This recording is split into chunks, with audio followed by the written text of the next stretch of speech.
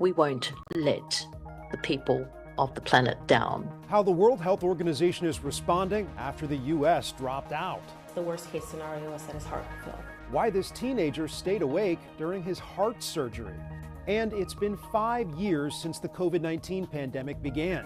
We look at those suffering from long COVID.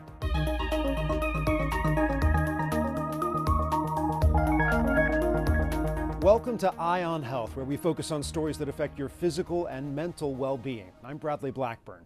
We begin with the ongoing measles outbreak in Texas, where there's been a shocking surge in cases. The CDC is on the ground responding to the growing crisis. Karen Hua has more from Houston. Officials in Harris County, Texas are announcing updated vaccination locations, encouraging people to line up for protection from measles as cases rise in the state. Right now is not the time for anybody to get overly excited. It is not the time for anybody to get scared. It is the time to get smart, consider your situation, and if you need to get vaccinated, get vaccinated. Measles is one of the most contagious infectious diseases. Really, your best protection against measles is to be vaccinated. One dose of the MMR vaccine is 93% effective. 2 doses, 97%. There's this misconception that measles is the common cold. It's just a fever and runny nose. It can actually be much more severe than that. It can cause severe lung infections, severe brain infections. With measles so contagious, the Texas Department of State Health Services expects additional cases in outbreak areas and nearby communities. Dr. Celine Gounder says some older adults should take notice. If you were born after 1957 and got vaccinated before 1968, you may not have immunity from exposure to measles infection and may have received an older version of the vaccine that was not as effective. You are in a group that may want to get a booster, particularly if you are in an area that is experiencing an active measles outbreak. And if you're not sure if you're immune to measles, try to track down your records. If you can't find them, Dr. Gounder says there's no harm in getting an extra dose of the measles vaccine to protect yourself. Karen Hua, CBS News, Houston. Globally, the fight against measles took a hit after the Trump administration pulled the U.S. out of the World Health Organization, cutting a significant portion of the WHO's funding. We won't let the people of the planet down. Spokesperson Margaret just Harris have to says the be- organization is scrambling to fund vital programs, including the Global Measles Surveillance Network. Not having money to do what we normally do is a massive struggle, yes. But we're not going to just sit there and weep. We're not going to just give up. WHO officials say their response to an Ebola outbreak in Uganda has also been affected due to the U.S. aid freeze. If you think you're having more trouble sleeping as you get older, you're not dreaming. Research shows between 40 and 70% of people 65 and older have chronic sleep issues. Board-certified sleep psychologist Shelby Harris recommends talking to a doctor if things like blackout curtains and white noise machines don't work. So if you wake up a lot in the middle of the night, you might want to think about doing, weirdly, meditation during the day. Because if you have a busy brain, meditating 5 minutes, that's it, during the day can help to actually ease your brain more at night. One annoying sleep habit most of the country can't avoid, the changing of the clocks for daylight saving time. Danya Backus has a look at why some health experts want to stop the time jumps. Clocks move forward this Sunday for daylight saving time, and just like clockwork, the debate over seasonal time changes springs into action. Do you usually kind of look forward to when we have to spring forward? I honestly have to Google every time whether that's the one that I lose sleep on or gain sleep on, so I'm not sure if I should dread this one. Why bother doing it? Does it really help anything? Does it really save us any daylight? I don't see the need for it anymore.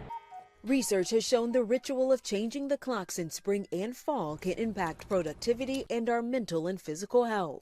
Honestly, even sleeping in an hour, I get groggy, and then losing the hour, I just get evil. It's why the American Academy of Sleep Medicine wants to eliminate seasonal time changes. It's harder to go to bed when it's light out, so that can make it harder to fall asleep, but yet our responsibilities are the same in terms of waking up for school, waking up for work. Dr. Anita Shelgakar is president of the Academy, which recommends moving to year-round permanent standard time. In permanent standard time, Our internal body clock is best aligned with the sun and external light from the sun. It's what's best for our overall health and well-being. Before taking office, President Trump posted his support for ending daylight saving time, saying it is inconvenient and very costly to our nation. Personally, I think one and done. I think the adjustment, it's definitely worse when you're losing your time.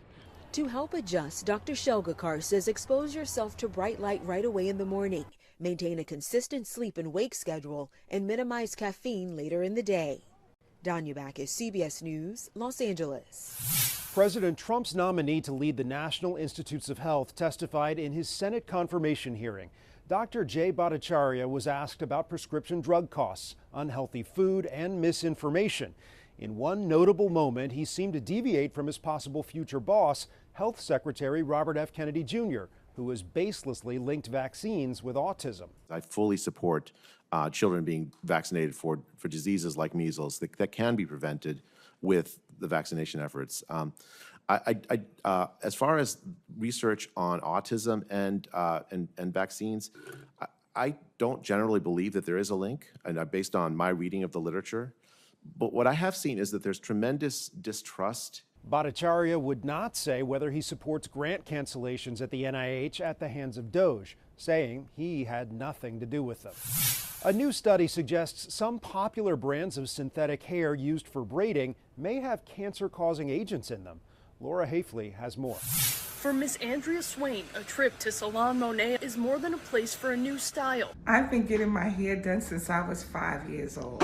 It's been one of the safe places for Black women to grow, to connect, and to really take care of ourselves. But now Swain is grappling with a troubling reality. According to Consumer Reports, synthetic hair products, widely used especially among women of African descent, are linked to cancer. A study tested 10 popular brands. The results? Carcinogens were found in 100% of samples. Lead was present in 9 out of 10. Volatile organic compounds were detected in all products. During conversations with Black women, when we asked them, what are you the most concerned about? Artificial braiding hair came to the top of the list. James Rogers with Consumer Reports recommends users choose their products wisely. We don't recommend stop using the products because we know they're important culturally. What we do say is be aware that there's a potential problem with these products. Rogers says reduce time between braiding events, but it's easier said than done. Synthetic hair products is $1 billion industry. Salon Monet owner Shelly Mendiz says these dangers could cast a wide net. It's really hurtful to me, to my clients, to the Black industry. Mendiz prides herself on using healthy hair products, hoping women prioritize companies and businesses that do the same. Call the distributors out that are selling these products. Consumer Reports urges users to report issues to the FDA. Laura Hafley, CBS News, Boston. March is Colorectal Cancer Awareness Month, and one survivor and advocate is fighting to bring attention to the disease. Amy Jensen was diagnosed with stage 3 rectal cancer 5 years ago at age 41. She is currently battling metastatic disease in her pelvic wall, undergoing systemic chemotherapy as her only option. I think that colorectal cancer is a real taboo topic. Jensen is traveling to Washington this month to lobby Congress for $20 million in research. Colorectal cancer is the second leading cause of cancer death in the U.S. It's also increasing among younger people. Doctors recommend everyone age 45 and older get screened. Along with more treatment options that other cancers have that we don't have, where some of our treatment options are as old as the 1980s. I don't want other people to have to go through what I've had to endure and how it's affected my family. Medals line the wall of Amy's mudroom. Her dream to run a race in every state is now on hold as she battles cancer. More than 24 children were the first to be taken out of Gaza and transferred to Jordan to receive medical treatment. About 2,000 will be evacuated. Some in this convoy are amputees who lost limbs during Israeli attacks. This child says he's very happy to be getting treatment and hopes to return to play with his friends and go to school again. It's unclear if Israel will allow the children and their guardians back into Gaza after their treatment. As we mark 5 years since the COVID-19 virus swept across the world, doctors and scientists say they are still learning about what's known as long COVID. One study suggests as many as 400 million people worldwide may have suffered from this sometimes debilitating condition. New research is identifying who may be most at risk. There's a great deal of suffering happening due to this illness. Psychiatrist Dr. Alexander Charney of Mount Sinai Hospital in New York is among researchers nationwide leading the Recover Initiative, exploring the lingering symptoms of long COVID and how to treat them. Symptoms involving the brain to symptoms involving the heart, symptoms involving the lungs. It's what happens months, even years after that infection. A study published in January found women have a 31% higher risk of developing long COVID than men, and the risk was even higher, 45%, for women ages 40 to 54 who haven't been through menopause. It is hypothesized that the levels of different hormones could be affecting whether a male or female goes on to develop long COVID or not. Janet Oldenbrook is a patient at Mount Sinai and has participated in research studies. She says she caught the COVID-19 virus in the initial wave. 5 years later, she still spends much of her time at home dealing with intense fatigue and brain fog. I do have to manage my energy still. Like if I commit to something, then I know I'm going to need X amount of time before, X amount of time after to recover, to prepare. Oldenbrook was part of a drug trial she says helped lift the fog, but just temporarily. You know, we're 5 years on. Do you think you'll be able to recover from this? I hope so. I really hope that the work that they're doing at the Recover Center is going to come up with something long-lasting. The long impact of long COVID that doctors say they're still just beginning to understand. Coming up, an NHL star is donating money to cancer research as he chases history, and a different type of snack to help you burn calories.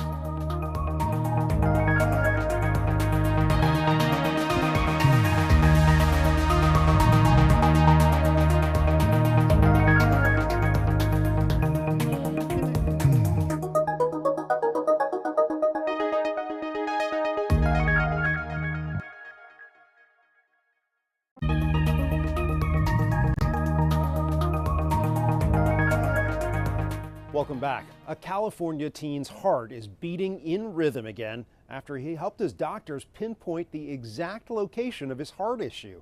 Ashley Sharp has his story.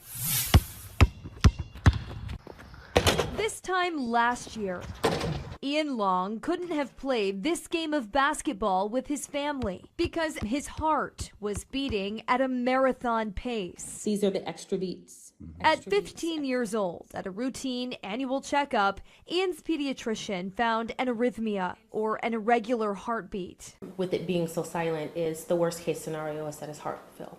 After medications failed, Ian and his family opted for surgery. But for the doctors to find what they needed inside Ian's heart, he would have to be strong.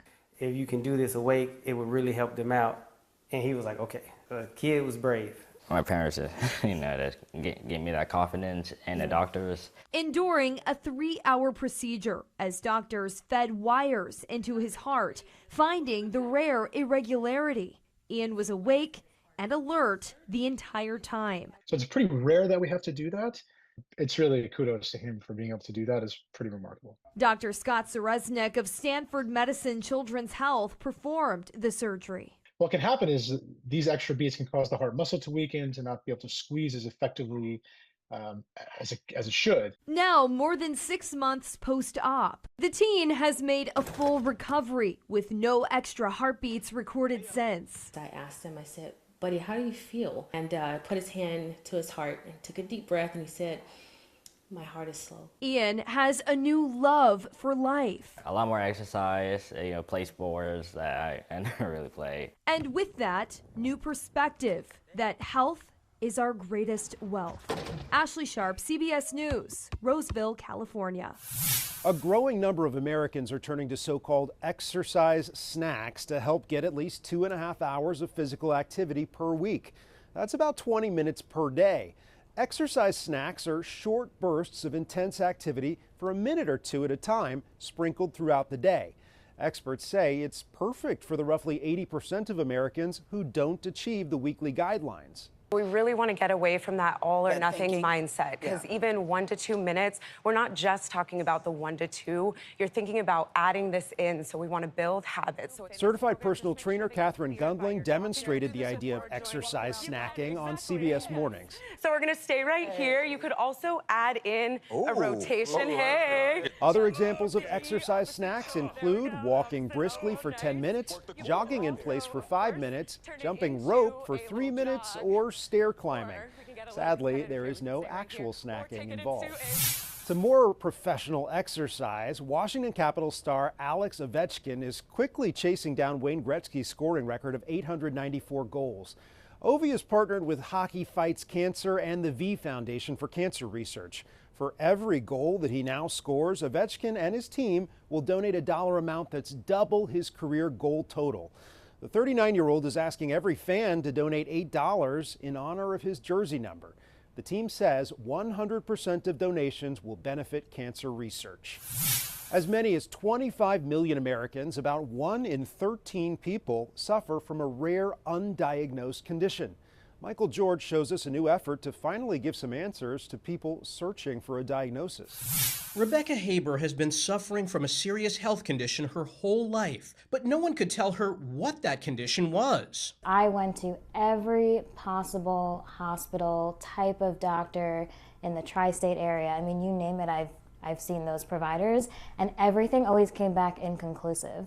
The mystery ailment limited her height and her mobility. After decades of doctor's visits, she gave up looking for the cause. But when she was 7 months pregnant, Dr. Mafalda Barbosa at Mount Sinai gave her some surprising news. She said, "We have answers for you." And I was like, "What do you mean? I'm almost 31 years old. You have answers? Like, you know how many doctors I've been to?" Rebecca was diagnosed with skeletal dysplasia, and while it is genetic, she thankfully didn't pass it on to her son. It's estimated millions of Americans live with rare diseases that can't be identified. The need is tremendous. Dr. Bruce Gelb is co-director of the new Mount Sinai Center for Undiagnosed Diseases. Funded by a federal grant, the group aims to be the detectives of medicine, using genetic testing to diagnose the undiagnosable. We know that rare diseases overall are something like 3% of the population, and only a fraction of those people actually know what they have. Dr. Gelb believes they could potentially solve a third of the cases they review. For Rebecca, while her condition has no cure, just getting a diagnosis made a world of difference. It's a relief. 100% a relief. It's changed my life, so I hope it can change other people's lives as well. Potentially giving people who have lost hope something they've been searching for, some answers. Michael George, CBS News, New York. After the break, tips to eat healthy this month, and the man credited with saving millions of babies through blood donation.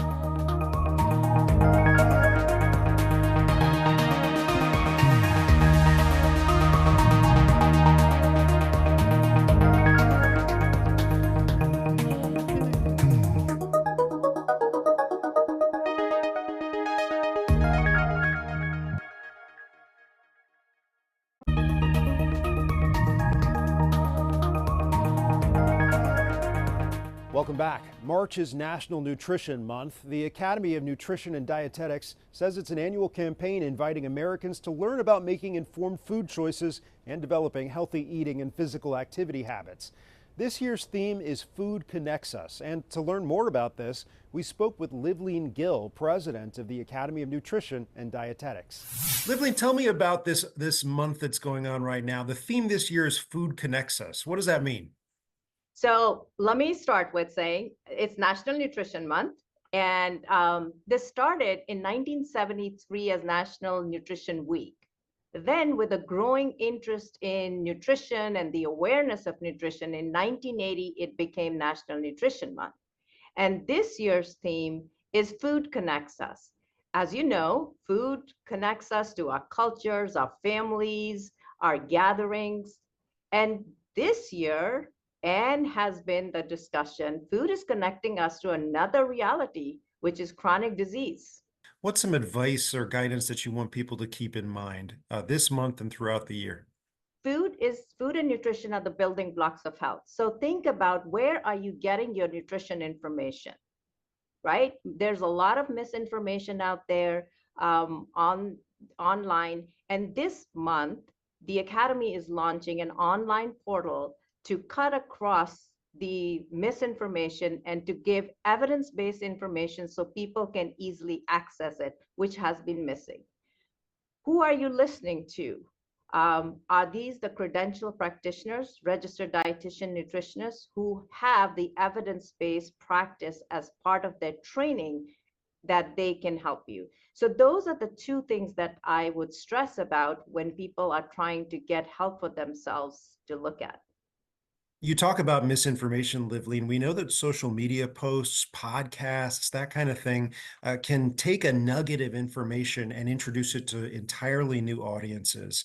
What kinds of misinformation are out there right now that you want to bat down?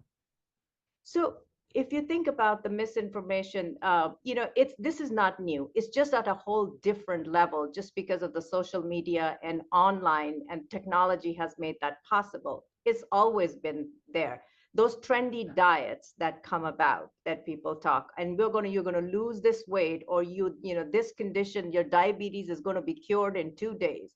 I'm here to tell you that that's not how it works.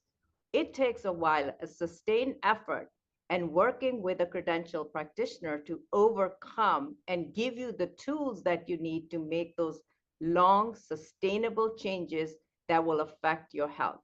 We know that prices are going up at the grocery store, and this is a big concern for Americans. Do you have concerns that those increasing prices could affect people's health too? I think let's just say that eating healthy does not have to be expensive. And I think we're not talking about organic food. We're not talking about food that is, we're talking about food. Healthy food can still be accessible, and we can make sure that we can eat on a budget. It's not expensive, but safe food, and food being accessible to the public, to the majority of the public. I think that is what we need to make sure that it is available. Getting back to the theme of food connects us, are there things that different cultures can learn from each other about different ingredients that may have health benefits, things that you could take from one kind of cooking and bring to another? I think, as food connects us, when we sit together with friends and family and eat, there are emotions, there are discussions, there are conversations about food that come up. How was this food prepared? What does this food have? And why do you prepare it a certain way? That brings us all together. And it's not one food is better or worse or good or bad. It's how does it all fit together? And how do we all come together? You are what you eat, right? You are what you eat. Yep. Well, Livleen Gill, thank you for your time. Thank you so much for having me. And we finish by remembering a man whose blood donations saved the lives of more than 2 million babies. 88-year-old James Harrison died last month at a nursing home in Australia. His blood contained a rare antibody that's used to make anti-D, a medication given to mothers whose blood may attack their unborn babies. The Australian Red Cross says James donated blood and plasma more than 1,100 times, helping to create more than 3 million doses of anti-D. James Harrison was dubbed the man with the golden arm and given the Medal of the Order of Australia, the nation's highest honor. Remarkable what one man can do. That's this week's Eye on Health. I'm Bradley Blackburn. Thanks for joining us, and be well.